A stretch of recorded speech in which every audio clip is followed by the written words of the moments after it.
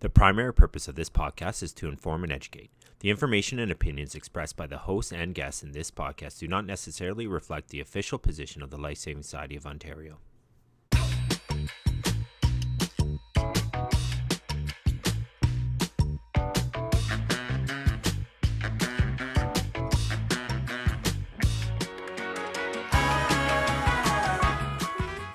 Hello and welcome to the Lifeguard for Life podcast. I'm your host, Stephanie Bacalar, and joining me is my awesome co-host, Jason Jolicoeur. Hi, Jason. Hey, Stephanie. It's great to see you tonight.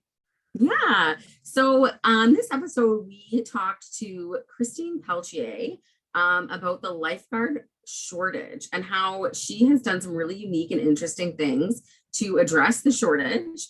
And she's going to share some tips and tricks and ideas to help you and your staff if that's something that you're experiencing. But before we get into that awesome interview with Christine, Jason, what have you been up to? Yeah, actually, it's funny that you mentioned it. I just recertified my national lifeguard. Ended up doing with Patrick, our producer. He's in the background right now, over in Woodstock. And there was only a couple of us in the class. A few people pulled out. So we actually did our exam with the national lifeguard class kind of at the same time. So we had enough people. But like, it was just Patrick and I, and we probably looked like two old crazy guys doing this research. And, you know, the examiner was one of his staff members, brand new, first exam. But it was their first exam, like their first time doing an exam. She did a great job putting up with us though. Really wonderful exam. So, you know, shout out to Julia. And a lot of fun. I think it was my 12th research. So I've done quite a few of these over the years. So you're aging yourself a little bit there. Like if anyone wants to do the math, you can figure out approximately how old Jason and Patrick are, which is older than me, but just a little. So what have you been up to? Well, I'm glad you asked, Jason, because as some of our listeners may know and some may not, I am the chair of the Resource Development Committee on the Training Program Council. And part of that is developing resources and things that are needed. So a big thing that has been needed recently is credits for instructors to recertify. So one of the projects that we worked on with the swim committee was an online, I'm going to think of the name and make sure I say the name right. The online swim instructor credit session is the official name of this awesome virtual session. So this is something that affiliates can offer. It's 100% virtual. It has jam-packed with fun activities, interesting things. The planning's all done for you. You just have to program it into your schedule, get your swim trainer, and they can run the course. If you're going to run it, which we suggest you do, because like I said, it's actually for a virtual course, I think it's pretty fun and very interactive. But if you're going to host a course, just hop on the Life Saving Society website and put it on the Find a Course section, because like we said, this is virtual. So great for your staff, but you also might have people signing up from all over Ontario that need to take this. So it's a great opportunity.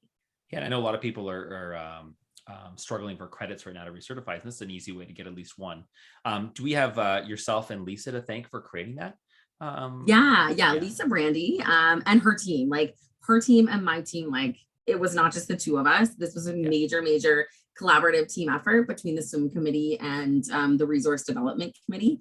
And the first big project the resource development committee has been fortunate enough to be involved in, and we really enjoyed it, and it was a great experience. So definitely check it out and host it, share it. Yeah, and you can find that information as long as you're a trainer, a swim instructor, trainer. You can find that on the Leadership Library on Listening Science website. Everything's ready to go for you to be able to run that. So great resource. Yeah, thanks for putting that together, Stephanie. That's great. Let's get back to our topic tonight. So we do have Christine Peltier coming on in a minute. She's from Dovercourt in Ottawa. And like Stephanie said earlier, went through a staff shortage and gave us a lot of tips and tricks. So before we jump to that, do we have anything else to add, Stephanie? No, I think you're going to love hearing from Christine. I found some of the things that she shared with us very interesting, things I would never have thought of. And it's tried and tested, right? She tried it. If it didn't work, she's going to tell you not to do it. And the things that did work will hopefully work for our listeners as well. So here we go with Christine. Well, hello, Christine, and welcome to our Lifeguard for Life podcast. This is our first actual edition of the podcast, and we're really pleased to have you here to talk about lifeguard shortage with us. Sorry, go ahead, Christine. It's good to see you, Jason and Stephanie, and thank you for having me. Yeah, welcome. Great to have you here. So why don't you just introduce yourself, Christine, and tell us a bit about your background in aquatics. Perfect. I have worked in aquatics for almost 30 years, which really makes me feel old. But currently, I'm the manager of aquatics at Dovercourt Recreation Center, and I'm also the affiliate chair for Life Saving Society. Perfect. So Okay. you have been on the pool deck and coordinating pools for quite a while. And so hiring a lot staff of info for a long time, yes. That's great. So Jason, do you want to jump in and get into some questions here? Yeah. So we are talking about a lifeguards shortage, and ways to come up with solutions to to tackle that. And I know, Christine, you had done some research a few years ago. You were tasked by the Life Saving Society to come up with possible solutions. But I think I'd want to start with if you could just tell us a little bit about Dovercourt specifically, maybe start with just some of the challenges you were facing there. We went from, when I was a lifeguard and swim instructor working at Dovercourt Recreation Center, it was typical that everybody worked, between 20 and 30 hours a week and went to school full time as well. So we had a staff of about between 25 and 30, typically any session. And as time was going on, we had double the number of staff that we needed. So we were looking at needing a staff of about 60 at the time, but we hadn't really increased programs that much. So staff typically worked, all day on a Saturday or Sunday, and at least 2 or 3 shifts during the week. We're wanting to work 1, maybe 2 shifts a week. So we were having to hire a lot more staff to cover almost the same number of hours that we had available previously. Yeah, so that was difficult. People are seeing that same exact problem, right? Like we have staff that only want to work a little bit, right? It's not the priority work anymore. The priority is social life, school, studying. Yes, exactly. For sure. So for Dovercourt, what were some of the solutions that you tried? And you can tell us a little bit. I wouldn't mind hearing a little bit about maybe some of the ones that didn't work and you had to scrap. That's fun too. It's always good to hear both sides of it, right? Like we want our listeners to hear it and say, oh, if that didn't work for them, it's probably not going to work for me. And we don't want people, wasting their time with things that. Well, we had done what we typically done for years, which is, have a staff screening, sort of, Christmas, and then again in spring, early spring, to staff for spring and for summer. And those always seemed to go well. We had a lot of staff that wanted to work spring and summer, but we were noticing come fall that, typically in the past, we'd have maybe 4 or 5 spaces available on our schedule for staff, and we'd be looking at a screening of, between 45, 50 people for those, 4 or 5 spots. And it came, got down to the point where maybe it was kind of even. We were, 20 people wanting to screen and 20 spots available. And then it came to, we're looking at now, we've got 10 people attending the screening and we've got 25 spots, or we think we need to hire about 25 staff. So it was, progressively getting lower and lower, the ratio. A little frightening too. Yeah, to the point where, we were sitting at the screening, we had the schedule, we were penciling people in, regardless really of how well they were performing at the screening, to be honest, because we needed staff. And that's where we knew that at that point that traditional screenings weren't going to cut it anymore for us. So what we started doing was advertising in all of our advanced leadership brochures that went out to parents and on our website that if students took their NL, their swim instructor, and their life-saving instructor at Dovercourt, then we would guarantee them a job at the end. Oh, nice. We figured at that point they'd taken 3 courses with us. Our senior staff who were teaching these courses got to know these candidates. If they passed the courses, then we were confident that they were going to be good staff. And that worked for a while. It did work for a while. We were, still running screenings, but getting these additional people in because we guaranteed them a job after they finished their certifications. But it got to a point where people weren't necessarily going and finishing the stream. So, we were talking about, do we make exceptions? They didn't take swim and life saving. Do we let them in? They've just taken NL with us and swim. And it was at that point that I was sent from the Life Saving Society to this conference about staff shortage in Edmonton. And that really turned my thinking on its head about how to hire staff and what to look for and how to attract staff to our facility. And we've been lucky. I know there's sessions, of course, that were tight, but so far through all this, we've been able to manage and get the staff that we needed. Yeah. So I knew you had gone to Alberta because you had kind of done some sessions back in Ontario, and updated our province on what your findings were. I would love to kind of review that because it's been a while since we've heard that. So what are some of the key things you learned from that, going to that particular conference or session? Yeah. One of the phrases they talked about that's just so simple, but it really clicked with me. I have it written down here, so sorry if I'm referring to my notes. But they said that you needed to turn your advertising for positions around, and instead of listing the skills that you needed staff to have in order for them to qualify for a position, you needed to sell your job and show the potential staff what you could offer them in a position. And it sounded so simple at the time, but I looked at our marketing and what we had done in the past, and they talked about when you're showing pictures and stuff, you want staff to look like they're hanging out in a team and having fun. And I looked back at our marketing brochures, and they were all showing people doing spinal turnovers and an instructor in the water with their flutterboard with a little class in front of them, and that's how we had marketed. So a little intimidating, maybe. Yeah, right? yeah, exactly. They wanted to exciting. see us, lifeguards hanging out on the pool deck and just chatting and laughing, and because there's a lot of team building that's in lifeguarding, yeah, right? And it is exactly. a team atmosphere, so that's great. Yeah, That's so cool too, though, we hired a photographer and reshot all of our images that we used for marketing, and that's really where this started. In terms of looking at what we could offer staff, we looked at what we had in-house, and things like free research and stuff had come up, and that wasn't really anything that we had trouble with. We're not in a neighborhood of Dovercourt where people can't afford to take our courses. As we were chatting earlier, it's that they take the courses and then don't use the qualifications. Yeah. So we thought, okay, well, free courses isn't what's going to sell people to taking or becoming staff at Dovercourt. So we looked at what we had, and we have a great fitness center that sits empty a lot of time during the day, and we have high school students that live in the neighborhood, and come at lunch hour, come during your spares, come work out. We offered free classes or discounts on our yoga classes, spinning classes. We have staff that signed up with friends to take our pottery programs. We had staff, whose families had bought new puppies, and they came and took dog obedience for free at Dovercourt. So that brought more people. Sounds amazing, I have to say. I've never been myself, but it sounds like you have literally everything anyone could ever want. I might come work for you. That's why I've been there for more than 25 years. Right? So that attracted a lot more people. And we also found that they were hanging out at Dovercourt during time off from school. They'd have a spare, they'd come and eat their lunch in our guard room.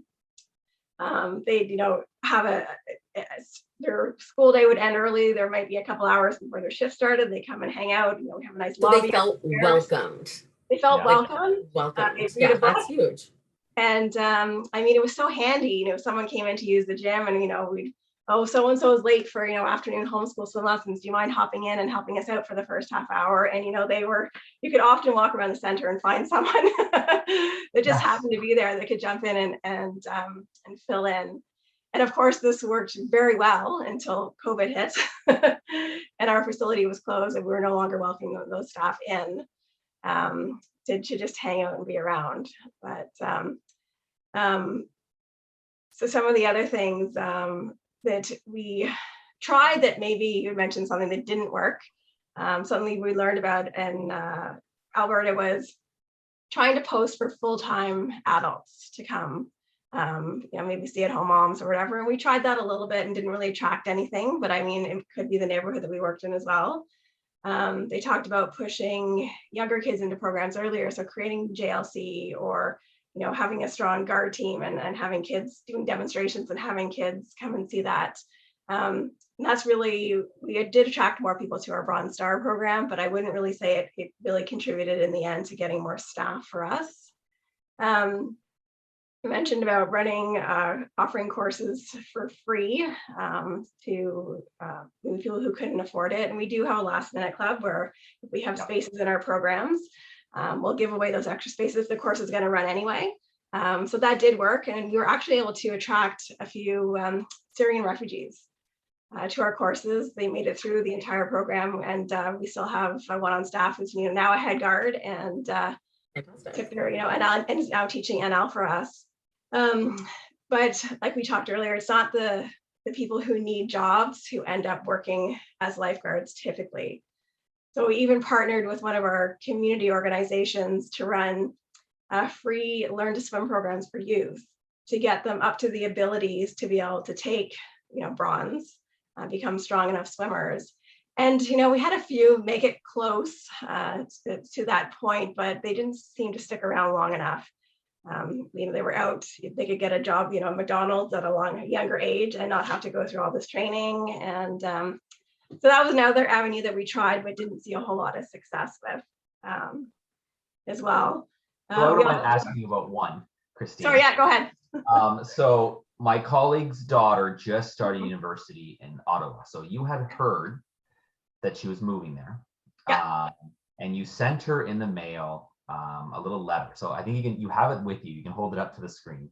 It was basically So I'll just give a background on this. I had mentioned that we were giving away jobs to those who took our courses, so it got to the point where not everybody was taking everything. So we decided that we were going to put out a postcard, send it out to everybody who passed either their NL, their swim instructor, or their life-saving at Dover Court. We sent them a postcard in the fall that says, right here, basically, congratulations, this is a job offer. It's not an invitation to try out. You can see that. So you can see some of the imagery, our lifeguards just hanging out, sitting on the pool deck, chatting. Yeah, they're all chatting. Get done. Got their actar there. Yeah. A very social picture. Yes, exactly. exactly. I mean, that's pretty exciting thing to get in the mail. Like if I got that in the mail at 16, I would have been like, sweet. Yeah, well, I wouldn't have to interview. You're gonna give me a job. Well, we decided to do it by mail and not email because no one at 16 gets mail. Really. So they're like, oh, this is for you, when mom picks up the mail. And the questions we get is how many of these do we send out typically? And I'd say about 100 to 120 every fall. Do I have need for 120 staff? No. But we've never ended up with too many. Right? How many have responded? How many respond generally? I sent out about 120 this fall, and I probably heard from about 45. That's still good. That responded, yeah. And at the end, some had questions. Some decided it was a little too much. Some came to the orientation session and decided, oh, maybe later. It's too much for me this fall. So we ended up hiring 33 of them. That's still fantastic. That's really good. Exactly. Yeah. And they come in, they sit down, we tell them, we understand that you probably don't have all the qualifications that are needed for this job right now. A lot of them only have NL, only have swim, haven't taken airway management. We hardly ever get anybody with life-saving instructors. But we offered them the opportunity throughout that first fall session to take the courses that they haven't already achieved.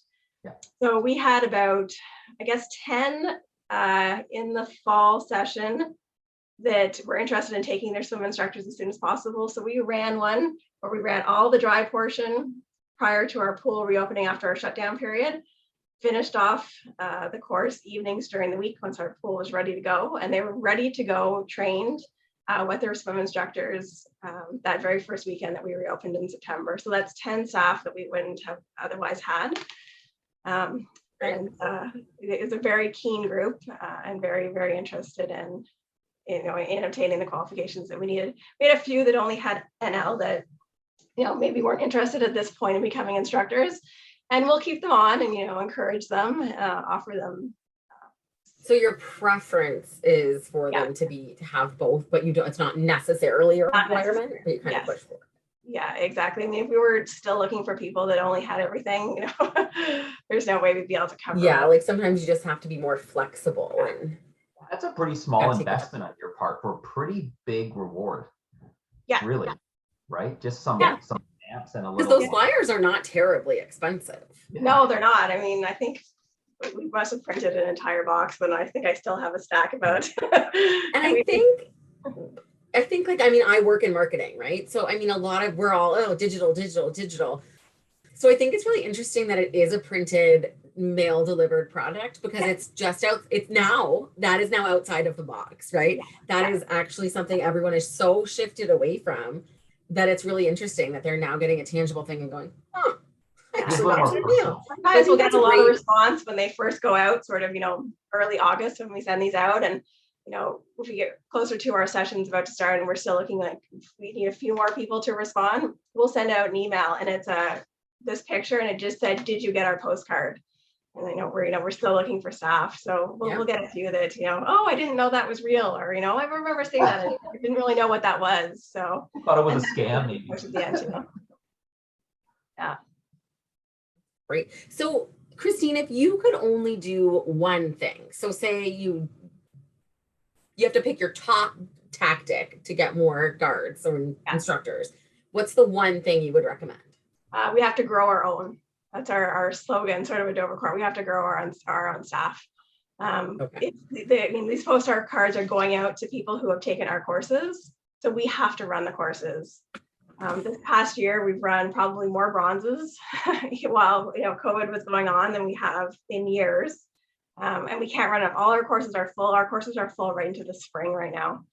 And it's just, once we have that captive audience, either myself or our aquatic coordinator go when possible to the last day of especially swim instructors, introduce ourselves. It's not a point where we're handing out these. Hi, you start on Monday. Yeah, exactly, and just put a face to a name sort of thing and introduce ourselves and hand out cards, hand out these postcards in person, and try and really interest them at that point. But yeah, growing our own. If we weren't running these courses, we couldn't rely on other facilities to train these staff for us. We need to train our own. So if you want to run more courses, but you have a shortage, how do you manage that? How do you program more courses when you don't have enough instructors? Yes, so that's a very good question. Typically in the past, we are a huge learn to swim facility. And we run learn swim lessons Monday to Friday in the evening, Saturday, Sunday morning, Saturday, Sunday evening. And that was our big, our big draw of swim lessons. But we realized that we didn't have enough time to book or to plan these NL courses and swim instructor courses. And we were kind of, slotting them in long weekends. We always have a huge NL course that runs over Easter. Christmas wasn't great for us. Neither was March break. We tend to be in a neighborhood where people travel. So we looked at our programming and decided, we're going to have to sacrifice some of our swim lesson blocks to put in some of these courses. So we dumped our Saturday evening program for swim lessons, our Sunday evening program, that were typically good, big sellers. And we've got bronzes in now every Sunday evening, med and across, and we just keep, they're sort of 5 hours a night, and we're running them back to back to back over, over and over again. Saturday evening now is our NL time. We are doing instructor courses, usually one a month. We'll alternate swim and life saving, doing what we can on Zoom during the week when we don't have full time and don't have classroom time because we're fitness classes and everything. And, giving them large chunks on the weekend, canceling swims in the afternoon, in our big public swims to be able to accommodate these courses. Yeah, it's nice to see you using some blended learning too, because I know some places have issues with facility space. They're trying to run more programs, but they don't have the classroom space. So it's nice to be able to have that option. You don't need classroom space if you're doing some of that stuff online. So we do have another question here. About broaden your base. So you're familiar with that, Christine? No, I'm not. Okay, so there's so it says here, for every 6 registered bronze medallion candidates, you get 1 certified swim instructor. And for every 3 registered bronze medallion candidates, you get 1 certified pool lifeguard. So it sounds like you're on the right track by running all of these bronze programs. The idea is, you're only getting a 6-to-1 and 3-to-1, but the more you run, the more you're going to get in the end. And it's a 5-to-2 ratio for cross. So if you're getting, for every 5 registered cross candidates, you're getting 1 swim instructor, and for every 2 registered cross candidates, you're getting 1 lifeguard. Wow. You get a 2-to-1 ratio for lifeguards. 5 to 1 for swim instructors. Wow, that's frightening, It's actually. it's a little shocking. Yeah. One thing we've been doing is trying to keep in touch with the families throughout the leadership process. So rather than them figuring out what the process is, and we used to have flyers and, you know, it was in our brochure, we send out an email at the end of the session saying, you know, your congratulations, your son or daughter has passed X. This is the next step, and these are our next courses. So we're trying to keep them captivated and engaged. Often, you know, they didn't really know what came next. It was a little bit confusing. This way they know exactly, you know, what their child needs next. They know where to take it. They know when it's being offered. And we've seen a big uptick in our courses, especially just things like airway management. Because these, you know, after NL or after first aid, that's one thing we say, you know, your next option is this. Just we've started combining, which we hadn't done in the past, was standard first aid with our Bronze Cross classes, Yes. as well as running them on their own. Now that we can do some of that stuff over Zoom, we don't have to worry about having the classroom space like you mentioned. So that's, you know, given us more opportunity to combine courses that we haven't necessarily in the past. So yeah, so just holding on to these families and keeping in touch. And I think that's how we're, you know, finding that they're coming back session after session. I think as a parent too, like that takes a lot of the guesswork out of it. I mean, yeah, right? When you're a parent and your kid finishes the lesson and then they say, oh, well, what do I do next? Like, now what? But if you're actually sending them a direct to their inbox email, they're getting the reminder, oh yeah, I was going to register for swimming lessons. Click, done, do it. It's over. Exactly. Yeah. And I remember when I was taking my medallion and cross, I had no idea what was coming next. No.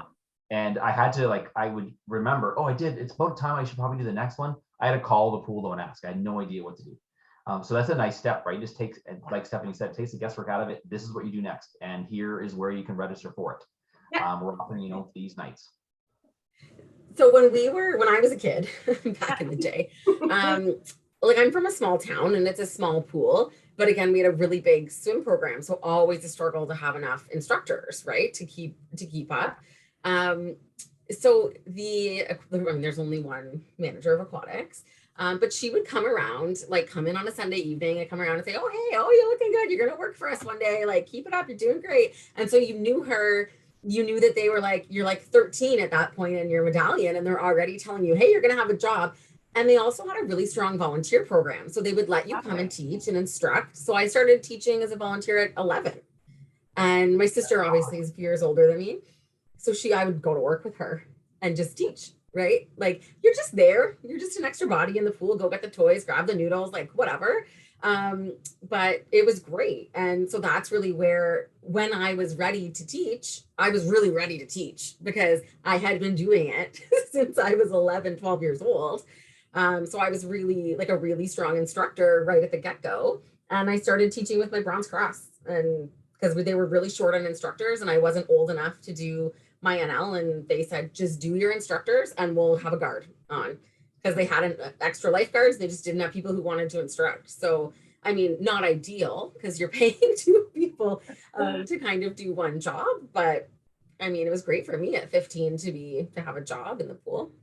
Oh, great. And you got to experience it before you decided whether or not you wanted to go forward with those courses as well. Yeah, the volunteer, and we had a huge volunteer program. Like we were turning kids away from volunteering when I was managing the pool, because I just had so many that wanted to do it, which is great, but I didn't have enough space for them.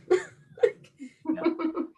It's nice too, right? Because coming into this job without volunteering, that could cause some anxiety for some brand new staff, Yeah. right? It's a hard job, it's a new environment, but the fact that you were doing it, Stephanie, from like five years before you got there, like you're going to be comfortable. There probably would be very little anxiety there.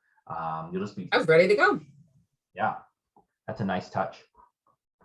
Well, thank you so much for joining us today, Christine. This has been very informative and helpful. And it was so lovely to chat with you. And I mean, I'm meeting you for the first time. Jason, have you met Christine before? Only a few times. I don't get to Ottawa very often.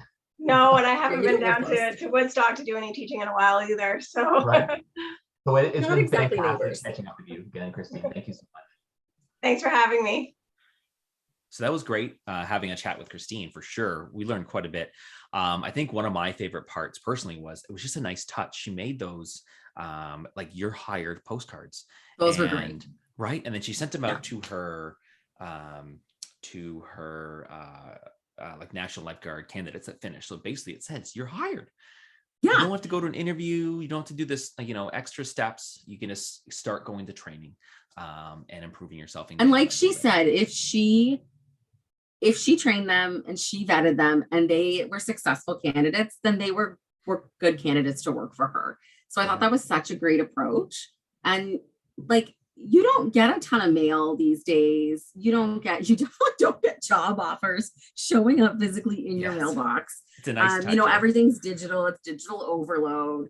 So getting that actual physical piece of mail, and I work in digital marketing, so it would never occur to me to send a physical piece of mail. But what did she say her ROI was on that? Like she was getting what, like 60% of people or higher than that even coming back. Yeah. So and really low cost to produce that, right? And send it out. So yeah.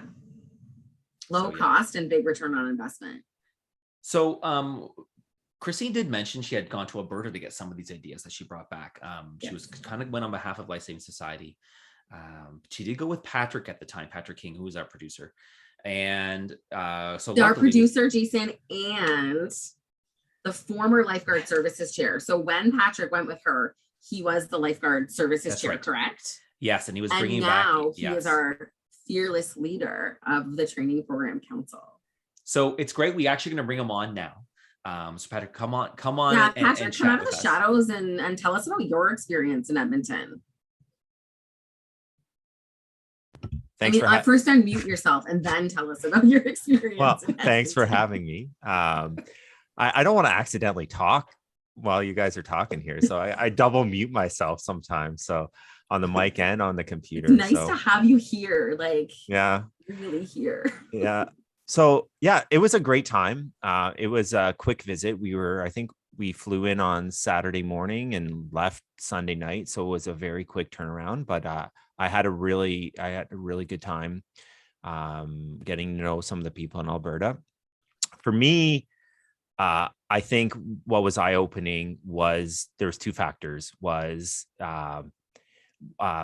what the city of Edmonton did in regards to restructuring their aquatics department to meet their needs, and the removal of barriers.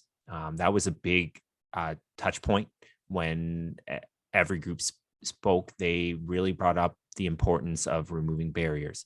So I'll just give a little bit of information about. Yeah, I'm interested to know what barriers were in place. Well, so for example, some of the affiliates that were there talked about requiring certifications.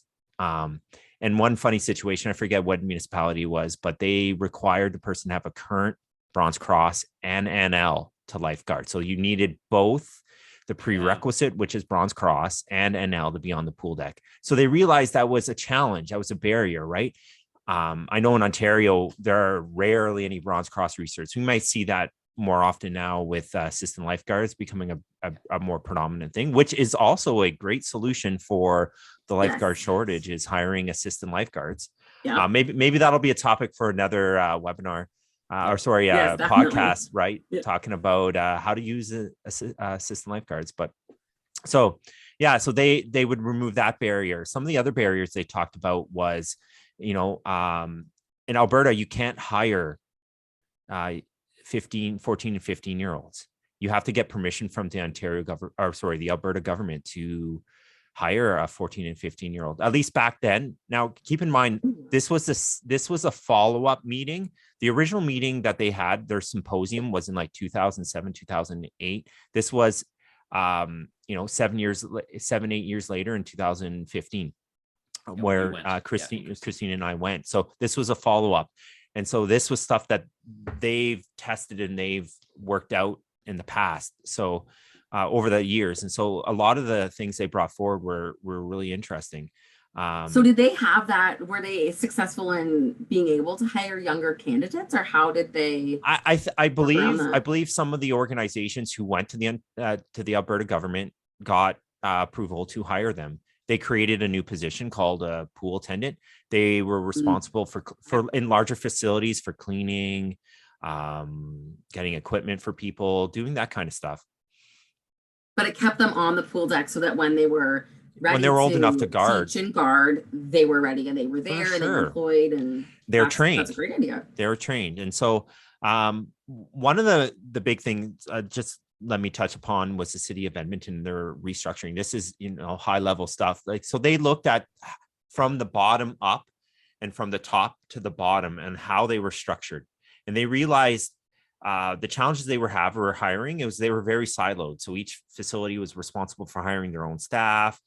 So they looked at, okay, you know what? We have a small pool where there's a supervisor. Let's pull that supervisor away, and we'll give that pool to another smaller facility in the region to supervise. And that person we seconded away would become the recruitment specialist. So they would do all the hiring, all the training, and this would be a year-round position. They would hire and train all the staff, and then they would pass the staff off to the facilities that were in need at that time. The city, I believe they were opening 3 facilities, and at one point they were looking for 300 lifeguards. Right? That is a lot. That's a lot of lifeguards. So a lot of those changes they put in place really helped them achieve that goal of getting that 300 staff. And I think they were, if I remember correctly, that they were successful in doing that.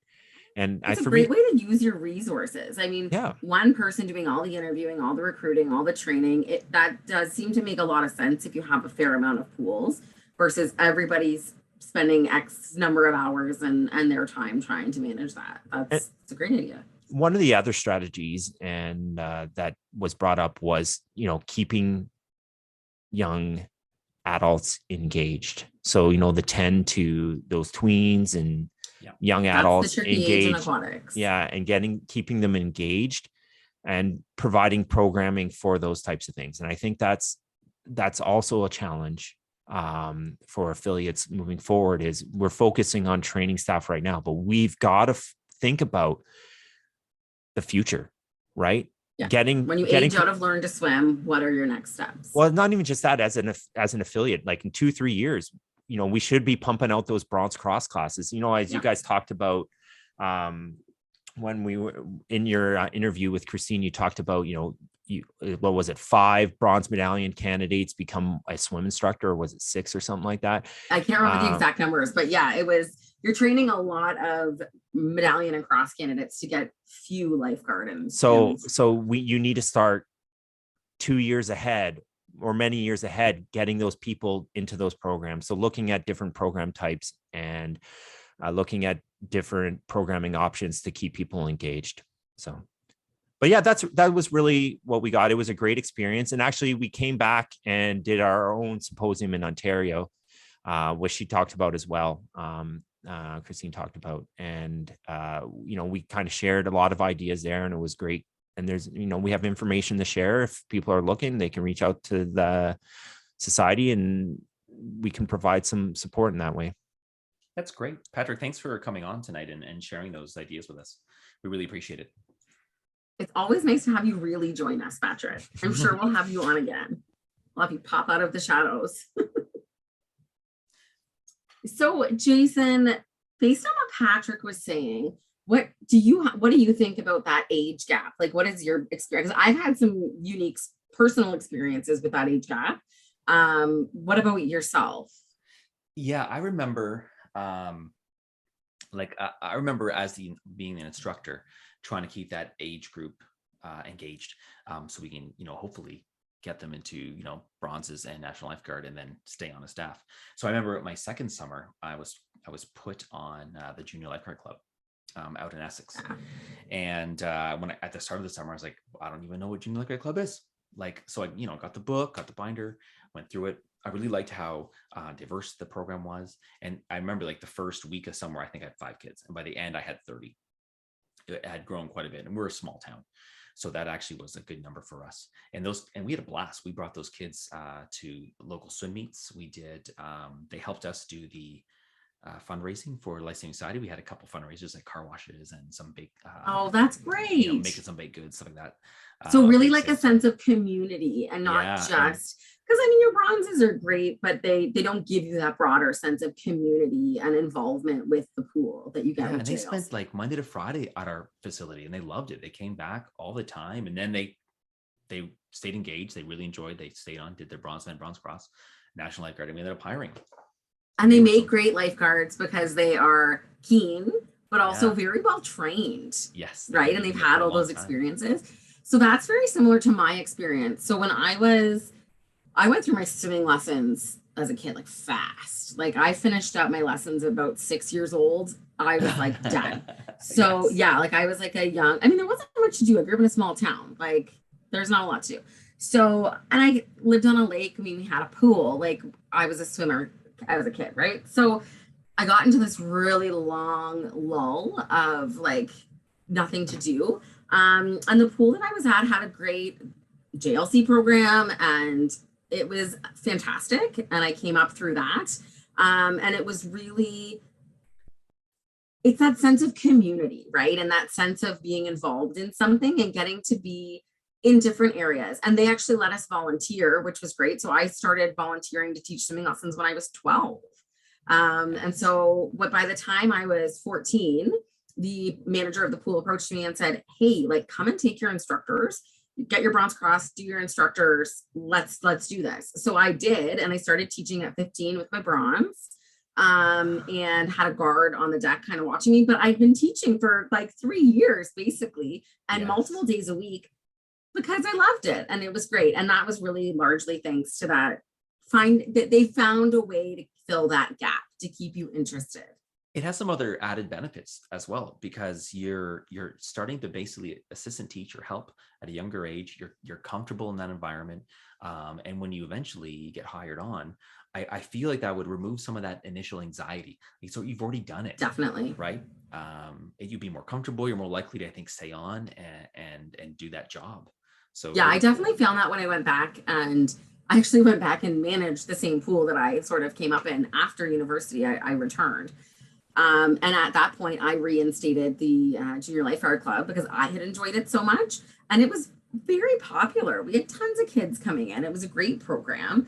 And same thing, as they moved through that program and then became lifeguards and instructors, they were the strongest people that we had, right? So it's a very similar story. I think Patrick told me something once. He was working at a YMCA in Guelph.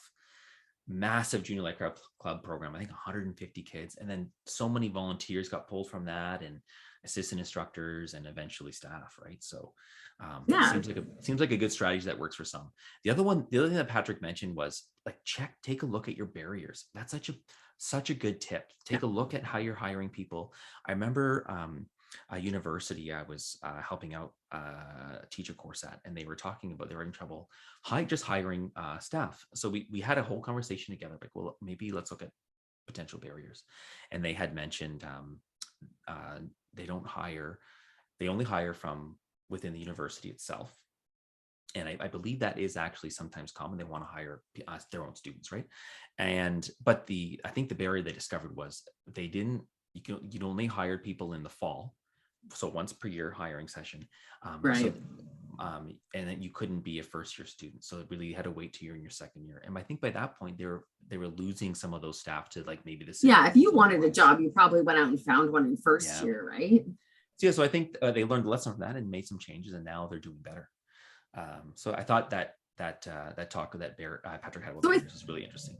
Yeah, so it sounds like it's really important to take sort of like an inward look at your hiring practices and identify those barriers.